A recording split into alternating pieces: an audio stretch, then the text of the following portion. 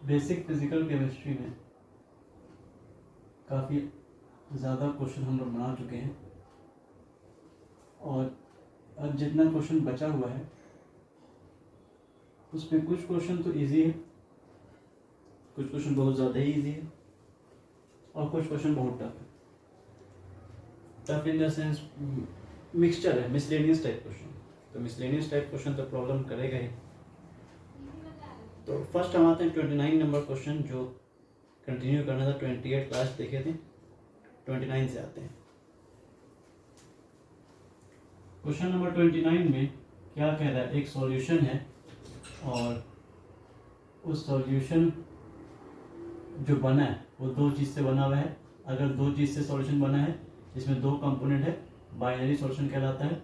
ये binary solution एक तरह का, और इस बाइनरी सॉल्यूशन में कॉमन सॉल्यूशन है अल्कोहल प्लस वाटर।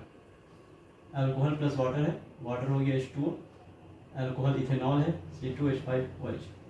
इथेनॉल ही होना चाहिए, हाँ इथेनॉल है। और मोल फ्रैक्शन इथेनॉल का दे दिया। क्वेश्चन में कह रहा है कि वाटर और इथेनॉल को मिला करके एक सॉल्यूशन बनाया गया जिसमें मोल फ्रैक्शन ऑफ इथेनॉल दे दिया है 0.04। आपको पता होना चाहिए कि बाइनरी सॉल्यूशन अगर है तो mole fraction of water plus mole fraction of ethanol दोनों का सम 1 आता है।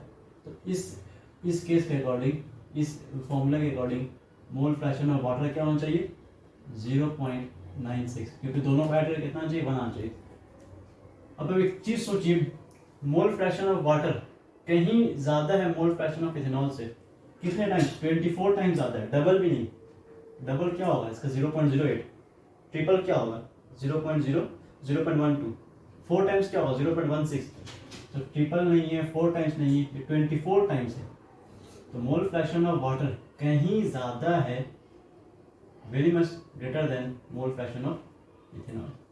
ऐसा कैसे होगा? किसी का मोल फ्रैक्शन ज्यादा है कैसे? ऐसा तभी हो सकता है जब वाटर का क्वांटिटी बहुत है, उसमें थोड़ा सा इथेनॉल मिक्स किया गया। Little amount of ethanol is dissolved in more amount of water. Water में बहुत थोड़ा सा अमाउंट, बहुत छोटा सा अमाउंट मिक्स किया गया।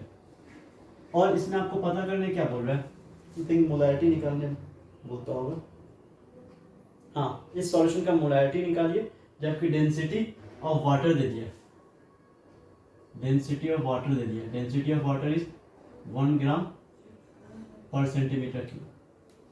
ठीक है, तो इसको हम ऐसे भी कह सकते हैं, density of water is equal to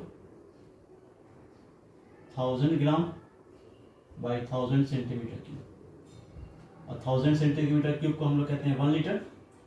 तो डेंसिटी ऑफ वाटर कहा आ सकता है 10⁻³ ग्राम पर लीटर, ऐसा भी कह सकते हैं। मतलब 1 लीटर अगर हम वाटर लेंगे 1000 ग्राम वाटर हो जाएगा। वो 1000 ग्राम कहने का मतलब 1 kg। 1 लीटर पानी लीजिएगा 1 किलो पानी हो जाएगा। तो इसमें आपको फाइंड क्या करना है, you have to find molarity of this solution. इस सॉल्यूशन का मोलैरिटी हमको पता करना है। कैसे पता करेंगे? मोलैरिटी क्या होता है? मोलैरिटी के लिए चाहिए number of moles of solute by volume of solution. Ethanol quantity mix कम है, दोनों ही का स्टेट लिक्विड है। ऐसे कंडीशन में जब स्टेट सेम होता है वहाँ क्वांटिटी देखा आता है। तो क्वांटिटी इथेनॉल का बहुत कम है, इसका मतलब ये सॉल्यूट है और वाटर यहाँ पे सॉल्वेंट है। तो number of moles of solute चाहिए, means number of moles of ethanol चाहिए। दूसरा क्या चाहिए? वाटर का पूरा सॉल्यूशन का वॉल्यूम चाहिए। हम इथेनॉल का वॉल्यूम निकाल लेंगे मोल फ्रैक्शन से। कैसे? मोल फ्रैक्शन ऑफ इथेनॉल दिया हुआ 0.04।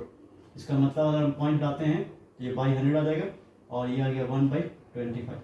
मोल फ्रैक्शन ऑफ इथेनॉल का क्या मतलब होगा? Number of moles of ethanol by number of moles of ethanol plus number of moles of water. ये number of moles of solution हो गया और ये number of moles of ethanol हो गया।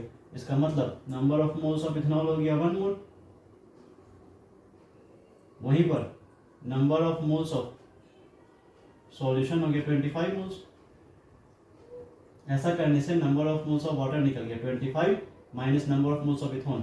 Number of moles of ethanol ये minus करिए, कितना आ जाएगा 24। पूरा सॉल्यूशन 25 मोल का है। 25 मोल में 1 मोल क्या है? इथेनॉल है। तो बचा हुआ मोल किसका होगा? वाटर का। वाटर का कितना मोल? 24 मोल। आप यहाँ पे खुद देख लीजिए, मोल्स के टर्म में काफी ज्यादा है कौन? मोल्स के टर्म में काफ़ी ज़्यादा है वाटर का मोल। और इतना मोल वाटर का क्या मतलब होगा? इतना मोल वाटर का मतलब इसका मास निकाल के देखिए। Number of moles of water यहाँ हम कैलकुलेट कर लें। Number of moles of water को क्या लिखा जाएगा? Given mass of water by molar mass of water. Number of moles of water दे दिया 24 मोल, इसमें आप मोलर मास इंटू कर दीजिए। मोलर मास इंटू कर दिए तो यहाँ क्या बचेगा? Only given mass. इसको सॉल्व करके बताइए कितना आ रहा है? 24 इंटू 18। फास्ट हम साइंटिफिक कैलकुलेटर है उससे हम फास्ट कैलकुलेट कर लेते हैं। 24 इंटू 18 इज 432। इसका मतलब इस सॉल्यूशन में 432 ग्राम वाटर मिक्स है। और इथेनॉल कितना मिक्स है? इथेनॉल भी निकाल सकते हैं, इथेनॉल भी निकाल लीजिए, जरूरत नहीं है इसका लेकिन निकाल ले। इथेनॉल है 1 मोल, तो given mass of ethanol by molar mass of ethanol. Ethanol का मास, इथेनॉल का मोल ये 1 मोल है। इथेनॉल का गिवन मास नहीं पता हमको। मोलर मास इथेनॉल का, इथेनॉल क्या? C2H5OH, मतलब 2 कार्बन और 6 हाइड्रोजन, 2 कार्बन 24 और ये 6 30 हो गया। ऑक्सीजन 46। आप यहाँ पर देखो गिवन मास आ गया 46 इंटू 1 46 ग्राम। काफ़ी ज़्यादा है इससे, लगभग देखिए 10 टाइम्स, अप्रॉक्स 10 टाइम्स, 10 गुना ज़्यादा है। 10 गुना मास ज़्यादा किसका है? वाटर का। ऐसे कंडीशन में हम कह सकते हैं कि वाटर का क्वांटिटी बहुत ज़्यादा है वाटर इससे इथेनॉल से। अगर मास बहुत ज़्यादा है, इसका मास बहुत कम है, तो हम कहेंगे इसका वॉल्यूम भी बहुत कम होगा। इथेनॉल का बहुत कम ml मिक्स किया गया होगा, किसमें? पानी में। तो हम यहाँ से एक रिलेशन बता रहे हैं कि मोल फ्रैक्शन ऑफ वाटर, या इसको आप ऐसे भी ले सकते हो, वाटर का मास कहीं ज़्यादा है इथेनॉल के मास से, तो वॉल्यूम भी वाटर का कहीं ज़्यादा होगा वॉल्यूम ऑफ इथेनॉल से। ऐसे कंडीशन में अगर हमको वॉल्यूम ऑफ सॉल्यूशन निकालना है तो वॉल्यूम ऑफ सॉल्यूशन क्या होना चाहिए? Volume of water plus volume of ethanol. जिस वॉल्यूम ऑफ सॉल्यूशन को हम nearly equal to volume of water मान लेंगे। तो मोलैरिटी निकालने के लिए वॉल्यूम ऑफ सॉल्यूशन चाहिए। अब जो भी कुछ वाटर का वॉल्यूम होगा वही लगभग पानी का भी वही लगभग सॉल्यूशन का वॉल्यूम होगा। इसको आप इस तरीके से समझिए। मान लीजिए हम 1 गिलास पानी लिए हैं और उसमें इंक मिक्स कर रहे हैं। इंक वो ड्रॉप होता है, ड्रॉप उससे डाल करके इंक मिक्स कर रहे हैं। उसमें हम कम से कम 20 ड्रॉप जिसे अप्रॉक्स कर दी, तो क्या इतना से वॉल्यूम इतना हो जाएगा? इतना कम वेरिएशन होगा कि उससे कैलकुलेशन में कोई फर्क नहीं पड़ेगा। बस वही काम यहाँ पे कर रहे हैं। इतना ज़्यादा मास में इतना सा अगर हम मिक्स कर रहे हैं तो उसका मतलब है कि बहुत कम वॉल्यूम मिक्स कर रहे हैं। तो बहुत ज़्यादा वॉल्यूम में बहुत कम वॉल्यूम अगर मिक्स करेंगे इथेनॉल का, तो टोटल वॉल्यूम में कोई खास फर्क नहीं पड़ेगा। तो टोटल वॉल्यूम लगभग ज़्यादा वाला है, मतलब वाटर के बराबर ही आएगा। अब वॉल्यूम ऑफ वाटर कैसे निकालेंगे? तो डेंसिटी से। एक चीज़ देखिए, 1 ग्राम का मतलब 1 सेंटीमीटर क्यूब है, या यहां से देखिए 10 टू द पावर 3 ग्राम से 10 to the power 3 gram water का मतलब होता है 1 लीटर। तो 1 ग्राम वाटर का मतलब हो जाएगा, ये 10 टू द पावर 3 नीचे आ जाएगा, 1/10 टू द पावर 3 लीटर्स। 1 ग्राम का मतलब इतना है, तो 432 ग्राम वाटर का क्या मतलब होगा? 432 से मल्टीप्लाई कर देंगे, तो 432 से मल्टीप्लाई करेंगे तो आ गया 1/10 to the power 3 into 432 litres. अब ये जो निकला वो क्या निकला? Volume of water. तो वॉल्यूम ऑफ वाटर हो गया 432 divide by 10 to the power 3 litres, जिसको हम नियरली क्या मान लेंगे?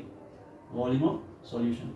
तो वॉल्यूम ऑफ सॉल्यूशन निकल चुका है, number of moles of ethanol निकल चुका है, मोलैरिटी निकल जाएगा।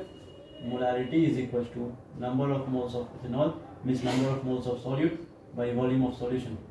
तो number of moles of ethanol इसका वैल्यू पता है 1 mole volume of solution is 432 divide by 1000 litre 1000 चल जाएगा ऊपर तो फाइनल कैलकुलेशन क्या आ जाएगा 1000 divide by 432 moles per litre. अगर ऐसा करने से मोलारिटी 2 पॉइंट समथिंग आ जाएगा 2.5 जैसा 2.4 समथिंग में आना चाहिए। देख लेते हैं कितना है।